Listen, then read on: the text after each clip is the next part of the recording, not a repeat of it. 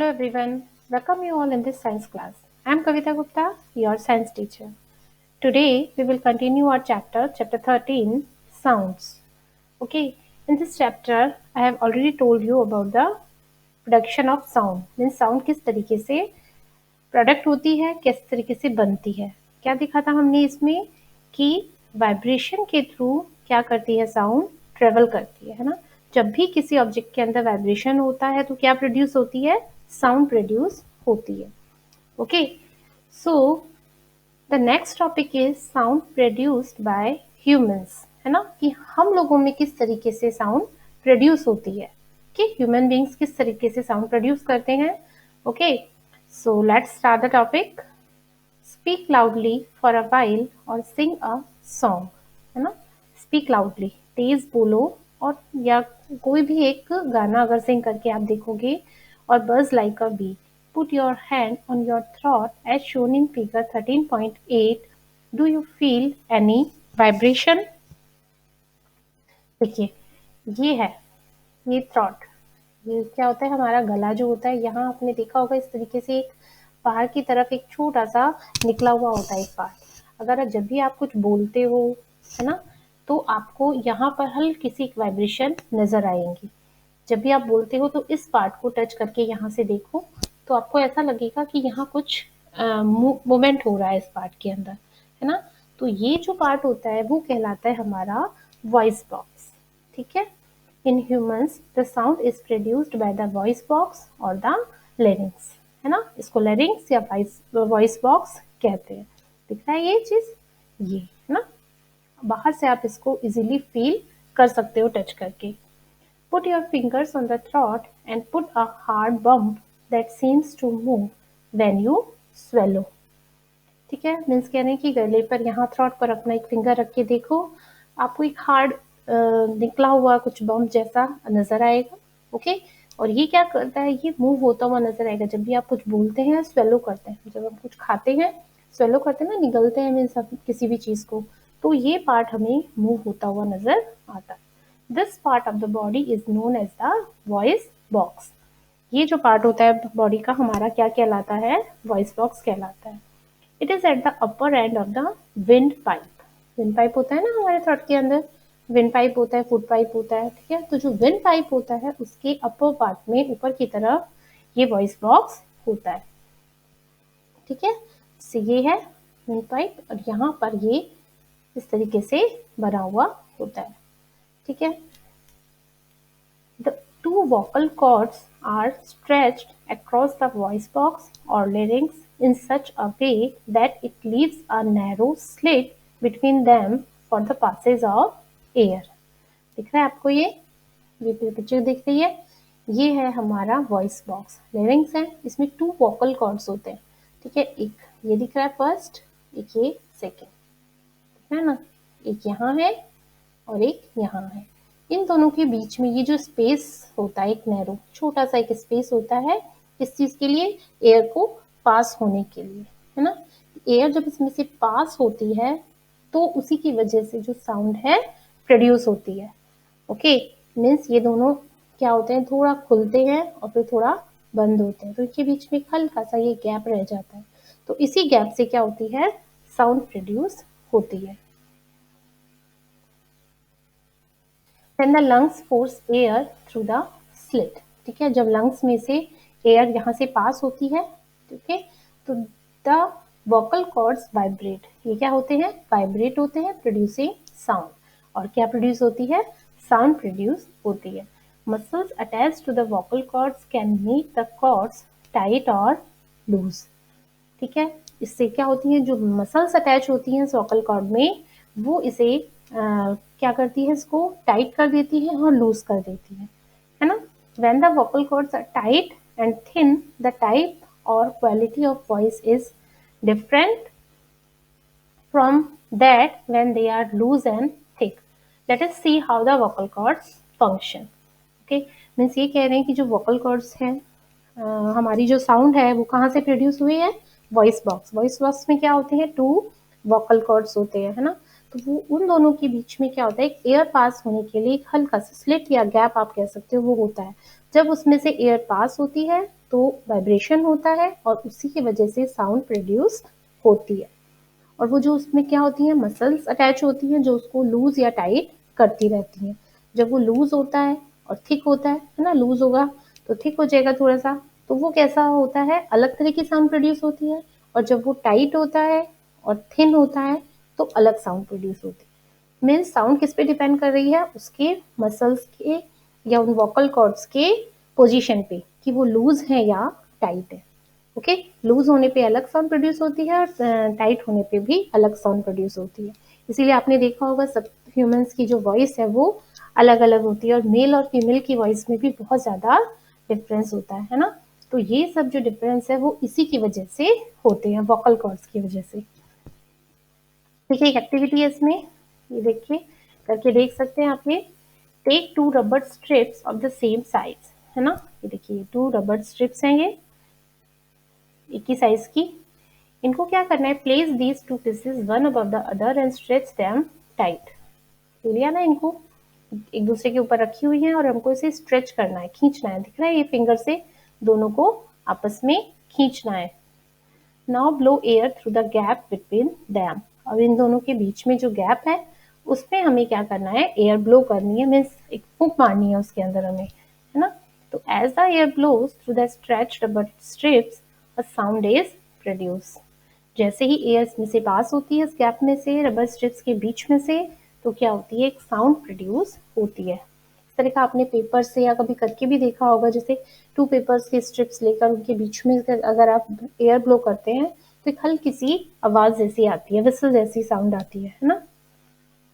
You can also take a piece of paper with a narrow slit and hold it between your fingers as shown in figure 13.9b.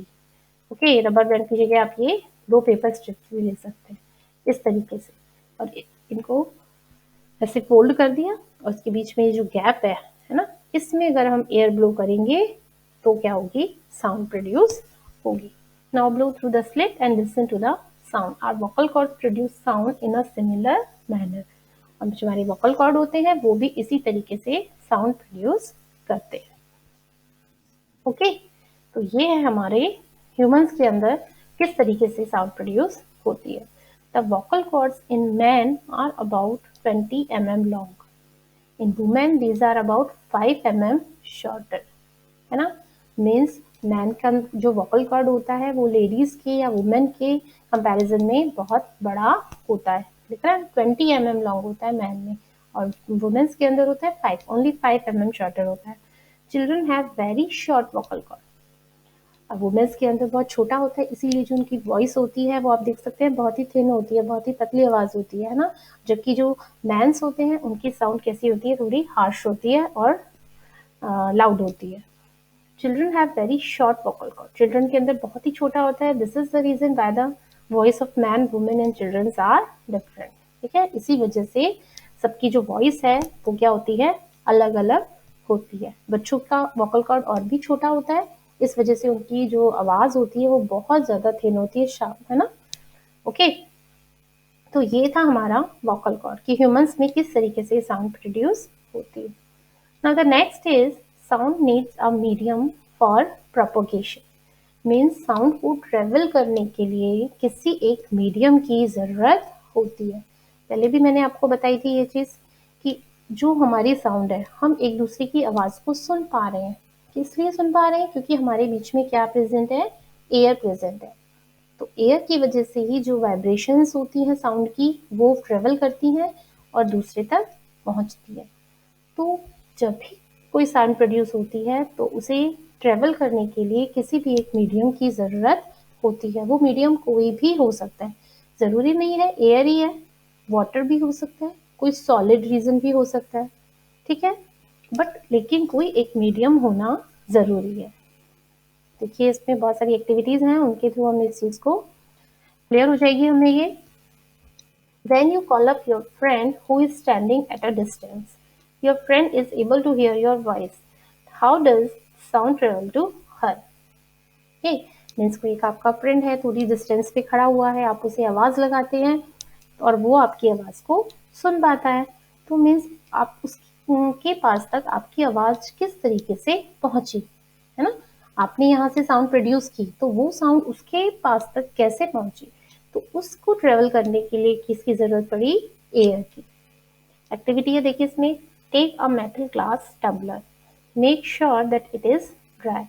क्या लेना है आपको, एक metal का glass लेना है, दिख रहा है ये, खाली होना चाहिए, ड्राई होना चाहिए, क्योंकि इसके अंदर हम क्या रख रहे हैं, सेल फोन, अपना मोबाइल फोन इसके अंदर हम रख रहे हैं। अगर ये गीला होगा तो मोबाइल खराब भी हो सकता है ना, तो एकदम ड्राई होना चाहिए ये। Okay, place a cell phone in it, cell phone को इसके अंदर रखिए।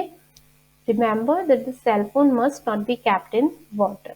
ओके, इस चीज का ध्यान रखना है हमें कि उस टम्बलर के अंदर पानी नहीं होना चाहिए, नहीं तो वो मोबाइल खराब हो सकता है। Ask your friend to give a ring on this cell phone from another cell phone. Listen to the ring carefully. Okay? Means अब आपको क्या करना है, उस सेल फोन के अंदर आपको रिंग देनी है। मीन्स उस मोबाइल को किसी अपने फ्रेंड को आप बोल के दूसरे मोबाइल फोन से इस मोबाइल फोन में आपको रिंग करनी है ना, तो उसकी आवाज को फिर आप ध्यान से सुनिए। ठीक है, now surround the rim of the tumbler with your hands. एक तो हमने अभी ये कर लिया, ठीक है, इसकी रिंग की आवाज सुनी। नाउ क्या किया इसने कि इसकी जो रिम है, मीन्स ये जो ऊपर का ओपन स्पेस है, इसको हमने हैंड से कवर कर दिया। ठीक है, अब वापस हम put your mouth on the opening between your hands. ठीक है, उसके बीच में उसको अपने हैंड से अच्छे से क्या करना है, आपको बंद करना है। Indicate to your friend to give a ring again. Again अब आप अपने फ्रेंड को बोलिए कि उसमें क्या करे, रिंग दे। Listen to the ring while sucking air from the tumbler. अब वापस से उसकी रिंग की आवाज को सुनिए। अब हमने क्या कर दिया, उस एयर को अच्छे से उसमें से निकाल दिया और वो टम्बलर को हमने अच्छे से अपने हाथ से कवर कर दिया कि एयर उसमें से पास अब नहीं हो रही है। Does the sound become fainter as you suck? जैसे हमने उसको सक किया है, अच्छे से टाइट पकड़ लिया है, हवा उसकी निकाल दी अंदर की एयर, तो अब जो उसकी आवाज है वो कैसी होगी, फेंट होगी। फेंट मीन्स थोड़ी हल्की सी कम सुनाई देगी आपको, है ना, गूंजती हुई सी आवाज आएगी अब आपको उसकी। तो इससे क्या मतलब निकला, जब वो ग्लास के अंदर सेलफोन रखा हुआ था तो वो उसमें एयर इजीली पास हो पा रही थी, तो साउंड हमें अच्छे से सुनाई दे रही थी। अब हमने क्या किया, उस टम्बलर को अपने हाथों से, फिंगर से, हैंड से एकदम क्या कर दिया, बंद कर दिया। अब एयर उसमें से पास नहीं हो रही है ना, मीन साउंड बाहर नहीं आ रही है, एयर पे ट्रेवल नहीं कर रही है। एयर हमने बिल्कुल बंद कर दिया उसको, बाहर की एयर उस पर टच नहीं हो पा रही है ना, तो वो जो साउंड है उसको अब ट्रेवल करने के लिए मीडियम नहीं मिल रहा, या हम कह सकते हैं बहुत कम उसको एयर मिल पा रही है, जिसकी वजह से जो उसकी आवाज है अब रिंगटोन की, वो बहुत धीरे धीरे हमारे पास पहुंचती है। मीन्स थोड़ी सी फेंट हो जाती है, बहुत कम रह जाती है वो। पहले अच्छे से गूंज रही थी आवाज उसकी, है ना, अच्छे से हमें सुनाई दे रही थी, बट अब हमें उसकी आवाज अच्छे से सुनाई नहीं दे रही है। किस वजह से, क्योंकि अब जो उसको एयर है या मीडियम उसको प्रॉपर नहीं मिल पा रहा, इसकी वजह से अब हम उसकी आवाज नहीं सुन पा रहे हैं। Okay, can you think of an explanation? Is it possible that the decreasing amount of air in the tumbler had something to do with decreasing loudness of the ring? ठीक है, कि जो हमने जो एयर का अमाउंट है उसको क्या कर दिया, डिक्रीज कर दिया है, कम कर दिया, जिसकी वजह से जो साउंड की लाउडनेस थी, रिंग की लाउडनेस थी, वो भी क्या हो गई, कम हो गई। तो indeed if you had been able to suck all the air in the tumbler, अगर हम उसमें से पूरी ही एयर को क्या कर दें, सक कर दें, तो the sound would stop completely, जो तो साउंड है वो पूरी तरीके से रुक जाएगी। Actually sound needs a medium to travel. Okay, underline this sentence, sentence को अच्छे से अंडरलाइन कर लो कि साउंड को ट्रेवल करने के लिए किसी एक मीडियम की जरूरत पड़ती है। When air has been removed completely from a vessel, it is said that there is vacuum in the vessel. The sound cannot travel through vacuum. Okay, ये पूरा ये पैराग्राफ है, इसे अच्छे से अंडरलाइन कर लेना, इंपॉर्टेंट है ये, कि जो साउंड है उसको ट्रेवल करने के लिए किसी एक मीडियम की जरूरत होती है। अगर कोई एक ऐसा स्पेस जहाँ बिल्कुल भी क्या नहीं है, एयर नहीं है, तो वो क्या कहलाता है, वैक्यूम कहलाता है। इस जगह को हम क्या बोलते हैं, वैक्यूम। मीन्स जहाँ की एयर पूरी तरीके से खत्म कर दी गई है उस स्पेस की, उस एरिया की, तो वो वैक्यूम कहलाता है। और वहां पर साउंड ट्रेवल नहीं करता। ठीक है, मीन्स अगर आप वहां पर कुछ बोलेंगे तो आपकी आवाज दूसरे तक नहीं पहुंच पाएगी, वो आपकी आवाज को सुन नहीं पाएगा। So does sound travel in liquids, let us find out. ठीक है, अभी तो हमने ये किया कि एयर के अंदर साउंड ट्रेवल करती है ना। अब नेक्स्ट है कि क्या साउंड लिक्विड के अंदर भी ट्रेवल करती है, क्या वाटर के अंदर भी हम साउंड को सुन पाते हैं या नहीं। तो ये एक्टिविटी है, देखिए, टेक अ बकेट और अ बाथटब, है ना, fill it with clean water, take a small bell in one hand, shake this bell inside the water to produce sound, make sure that the bell does not touch the body of the bucket or the tub। okay, क्या किया इसमें, एक पूरा एक ये water से fill क्या है, एक बकेट ले लीजिए या बाथटब है, और इसमें एक रिंग ले गया, बैल ले गया, बैल को हमें इसमें से अच्छे से शेक करना है, मीन्स उसको साउंड प्रोड्यूस करवानी है उसकी, है ना। तो उसमें से आप देखेंगे कुछ आवाज आएगी, तो उस आवाज को आप सुनने की कोशिश कीजिए। यहाँ दिख रहा है आपको, ये क्या कर रहा है, आवाज को सुन रहा है, तो ये साउंड आप तक पहुंच पाएगी या नहीं।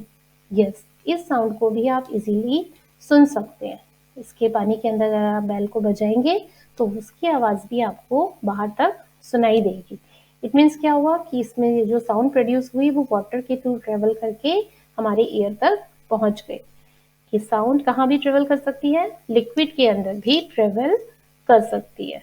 ठीक है, मीन्स पानी के अंदर जाकर अगर हम कुछ बोलते हैं तो आवाज वो भी बाहर निकल कर आती है, उसे भी हम सुन सकते हैं। Place your year gently on the water surface, be careful, water should not enter in your year. Okay, इस चीज का ध्यान रखिए कि पानी आपके ईयर्स के अंदर नहीं चला जाए। Can you hear the sound of the bell? Does it indicate that sound can travel through liquids? उस आवाज को भी हम सुन सकते हैं, तो जैसे क्या हमें इंडिकेट होता है कि साउंड कहाँ ट्रेवल कर सकती है, थ्रू लिक्विड्स के थ्रू भी ट्रेवल कर सकती है। Oh, that is how whales and dolphins might be communicating under water। जो फिशेस होती हैं, वेल्स होती हैं, डॉल्फिन्स होती हैं, वो पानी के अंदर भी क्या कर सकती हैं, कम्युनिकेट कर सकती हैं। Okay, let us find out if sound can travel through solids also। क्या साउंड सॉलिड के अंदर भी ट्रेवल करती है। अभी तक हमने पढ़ा एयर में ट्रेवल करती है, लिक्विड में ट्रेवल करती है, अब क्या सॉलिड के थ्रू भी ट्रेवल करती है। ठीक है, इसके लिए भी क्या है, एक एक्टिविटी है इसमें। टेक अ मीटर स्केल और अ लॉन्ग मेटल रॉड और hold its one end to your year.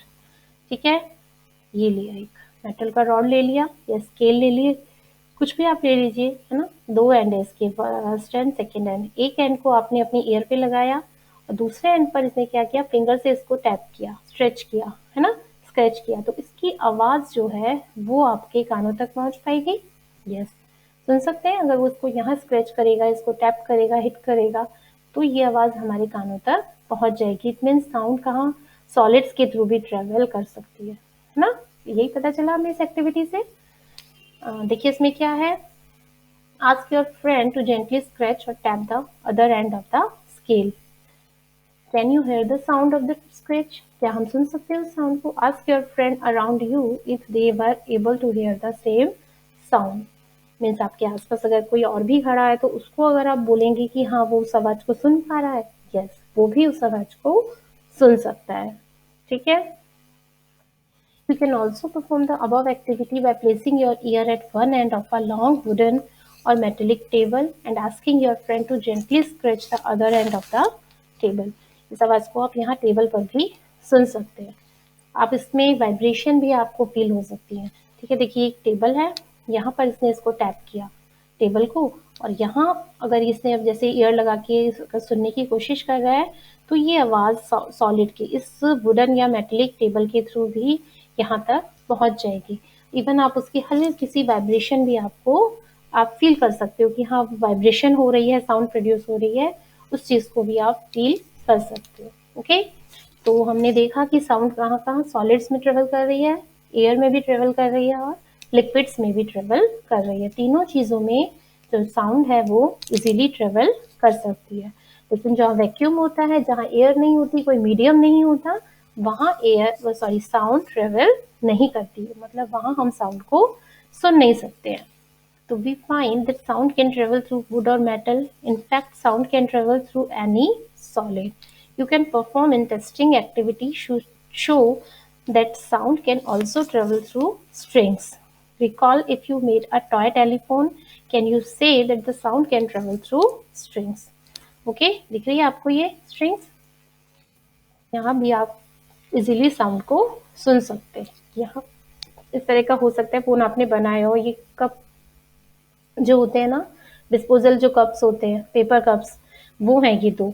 उसमें आपने स्ट्रिंग से इन दोनों को अटैच कर दिया और यहाँ से अगर एक आप यहाँ बोलोगे तो ये साउंड इस स्ट्रिंग के थ्रू भी ट्रेवल करके यहाँ तक सुनाई देती है। टॉय टेलीफोन है, ये टेलीफोन हो सकता है आप लोगों ने कभी बनाया भी हो, नहीं बनाया तो इसको अब बना के देखिए।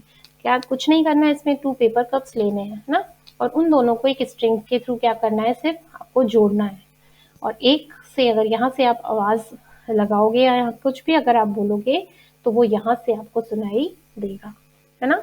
जितना लंबा आपको स्ट्रिंग रखनी है ये आप रख सकते हैं, बहुत छोटी भी रख सकते हो या बहुत बड़ी भी आप रख सकते हो कि एक रूम से दूसरे रूम तक वो चली जाए।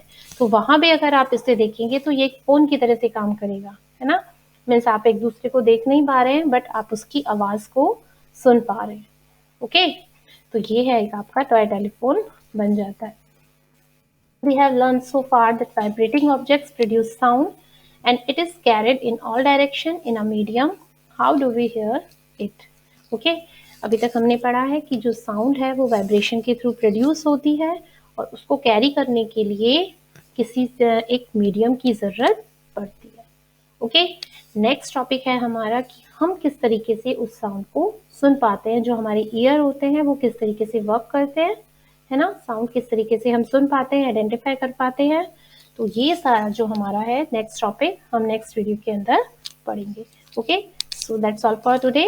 So read the chapter. Okay, in the next video we will meet again with a new topic. So till then, goodbye and take care.